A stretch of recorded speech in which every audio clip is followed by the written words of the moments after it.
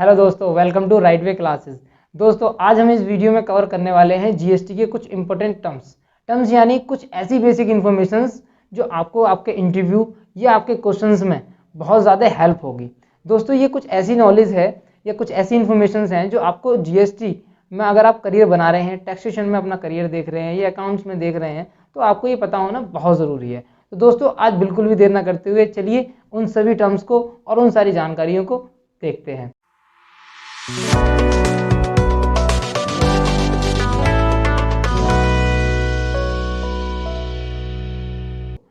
जैसे कि आप जानते हैं, इंट्रोडक्शन ऑफ जीएसटी का पार्ट 1 हम क्लियर कर चुके हैं। पार्ट 2 की बात हम आज करने वाले हैं और इस पार्ट 2 में हम जीएसटी के कुछ बेसिक टर्म्स या बेसिक इन्फॉर्मेशंस हम जानने वाले हैं जो आपके लिए बहुत ही ज़्यादा इंपॉर्टेंट हो सकते हैं।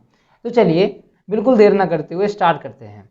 तो जैसे कि हम जानते हैं कि हम पार्ट 2 की बात कर रहे हैं यहाँ पर, और पार्ट 2 में हम सबसे पहले जो क्लियर करने वाले हैं बेसिक इन्फॉर्मेशन ऑफ जीएसटी। क्या क्या है वो बेसिक इन्फॉर्मेशन जीएसटी, आप देख सकते हैं। सबसे पहले GST is a destination based, सबसे पहले जो हमारा टॉपिक है वो है क्या है, GST is a destination consumption based tax, is a technically paid by supplier but is a actually funded by customer.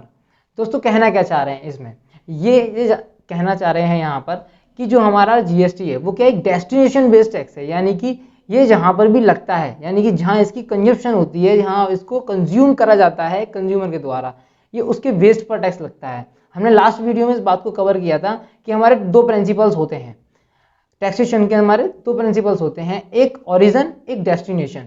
तो ये जो हमारा जीएसटी है वो कौन से प्रिंसिपल में आता है, डेस्टिनेशन यानी कि कंजप्शन बेस्ड पर आता है। तो दोस्तों, और इसके साथ में ही जीएसटी जो हमारा होता है वो टेक्निकली पेड जो कौन करता है, सप्लायर करता है उसको, बट एक्चुअल जो उसका फर्क पड़ता है वो किसको पड़ता है, वो एक्चुअल जो फर्क पड़ता है हमारे कस्टमर पर, उसका फर्क पड़ता है, यानी कि जो लास्ट कंज्यूमर हमारा होता है उस पर फर्क पड़ता है। सेकंड पॉइंट है हमारा GST value added tax on activity of supply of goods and services. दोस्तों, इसका मतलब क्या हुआ कि हमारा जीएसटी क्या है, एक वैल्यू एडिड टैक्स है। जैसे कि आप पहले भी जानते हैं कि वैट चलता था, सेम टू सेम वही कॉन्सेप्ट इसमें भी अपनाया गया है, यानी कि जब भी किसी वैल्यू पर वैल्यू एडिशन होगा, यानी कि वैल्यू को ऐड किया जाएगा, उस पर ही जीएसटी को एप्लीकेबल किया जाएगा, यानी कि उसी पर ही चार्ज किया जाएगा।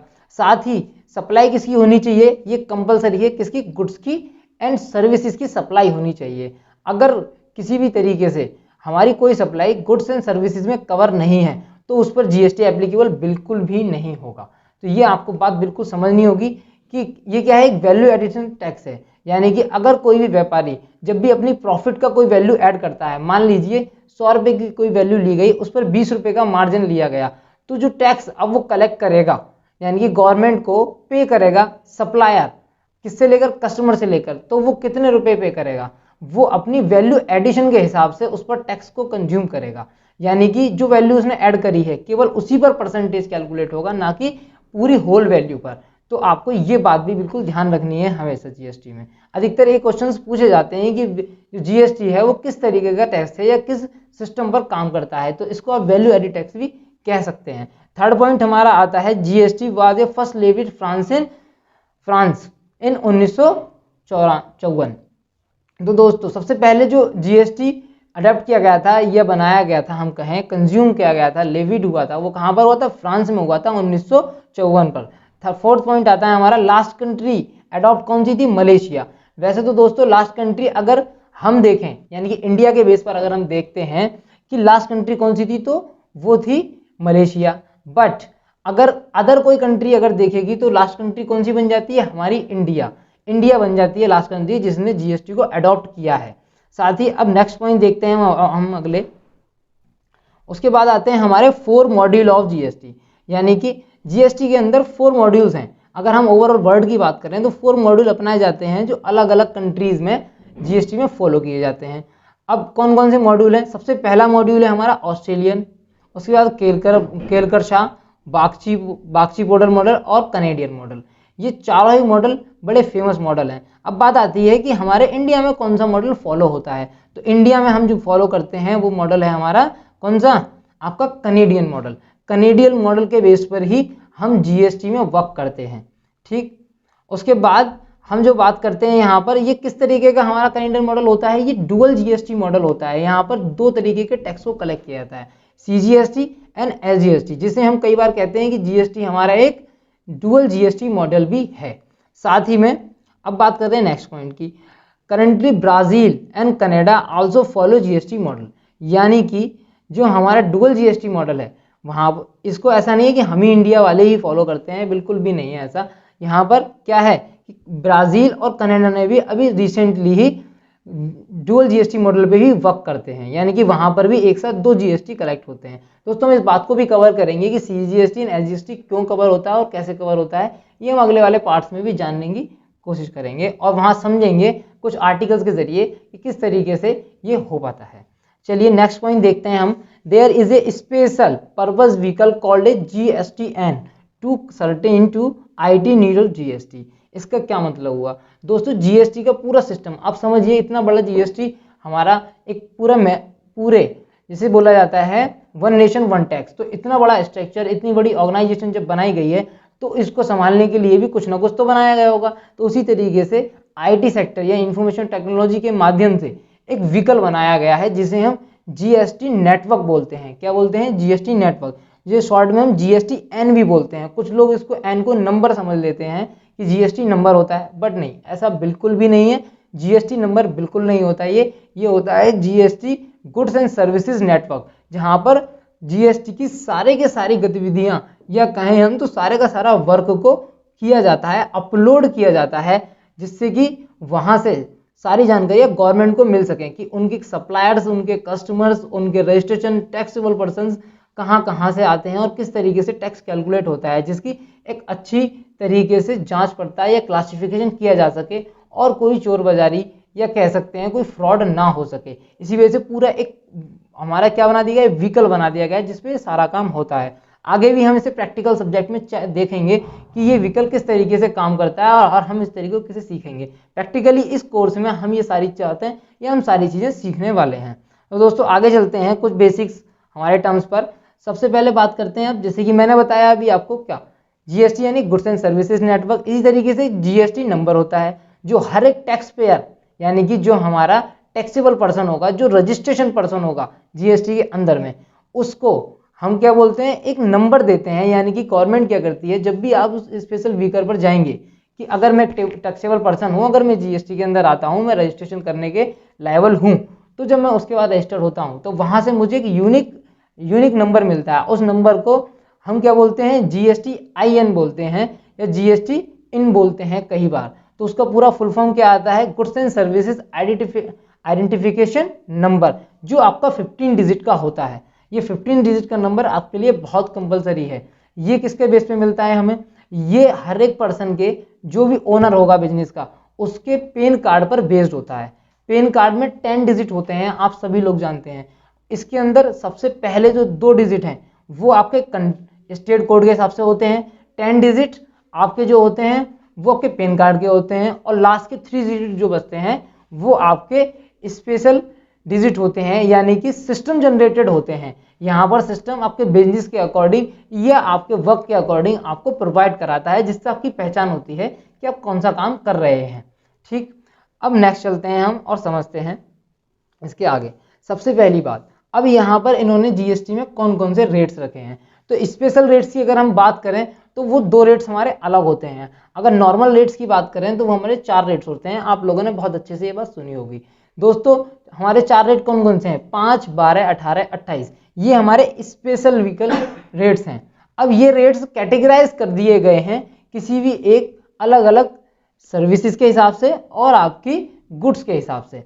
अधिकतर केसेस में 18% GST या 28% GST लगता है सर्विसेज के हिसाब से। ये हम आगे जाके पूरा क्लासिफिकेशन करेंगे कि हम कैसे पता लगाएं कि किस प्रोडक्ट पर कितना % GST है। ये हम स्पेशल एक वीडियो बनाएंगे, उसमें आपको पूरा का पूरा एक्सप्लेन करेंगे, जहां आपको बिल्कुल क्लियर हो जाएगा कि किस रेट पर कैसे हम पता कर सकते हैं और सर्विसेज या गुड्स या किस प्रोडक्ट पर कौन सा GST लगता है।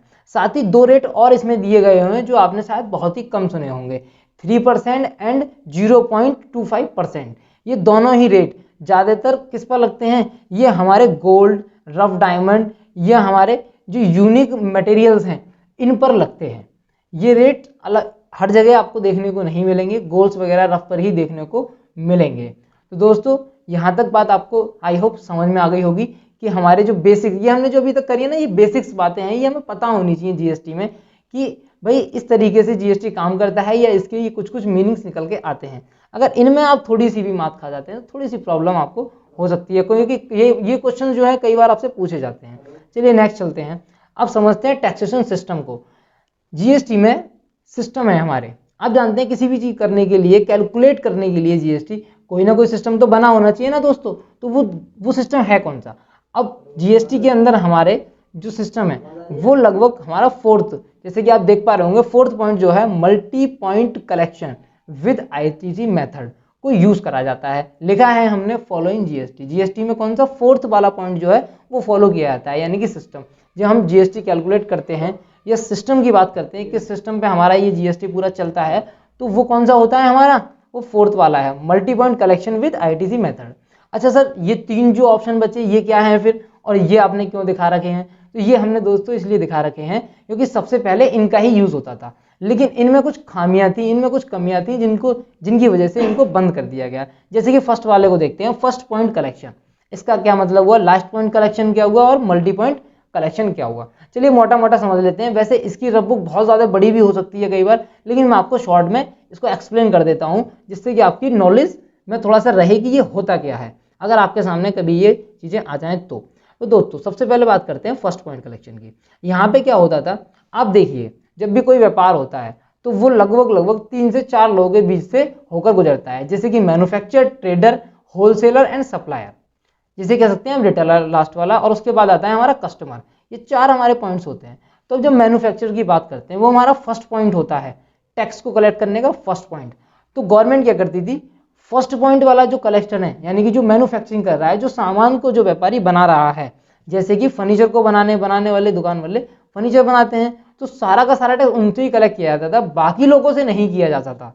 तो यहाँ पर बहुत बड़ी प्रॉब्लम थी, क्योंकि सारा टैक्स किसके ऊपर था, फर्स्ट वाले के ऊपर था, ना कि किसी और के ऊपर। कोई दबाव भी नहीं था।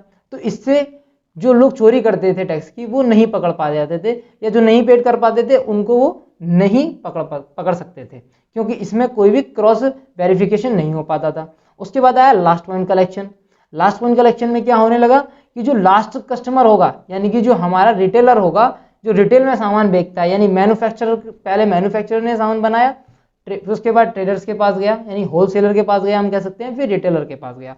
अब जब रिटेलर के पास सामान गया, अब रिटेलर कंज्यूमर से, कस्टमर से कलेक्ट कर पा रहा है, नहीं कर पा रहा है, और सारा का सारा दबाव उसी के ऊपर पड़ जाता था।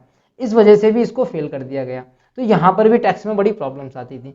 अब बात करते हैं हम थर्ड पॉइंट की, मल्टी पॉइंट कलेक्शन। अब यहाँ मल्टी पॉइंट का मतलब हर पॉइंट पर जहां पर भी सेल होगी, या कह सकते हैं कि सप्लाई हो रही होगी सामान की या सर्विस की, तो वहीं पर भी टैक्स लिया जा रहा था। इस तरीके से जो प्रोडक्ट की जो वैल्यू होती थी, या कहते हैं कॉस्ट होती थी, वो बहुत ज़्यादा हाई हो जाया करती थी। उस वजह से हम कस्टमर भी परेशान हुआ करता था, और साथ में हमारा सप्लायर, होल सप्लायर, रिटेलर, ये सब परेशान हुआ करते थे।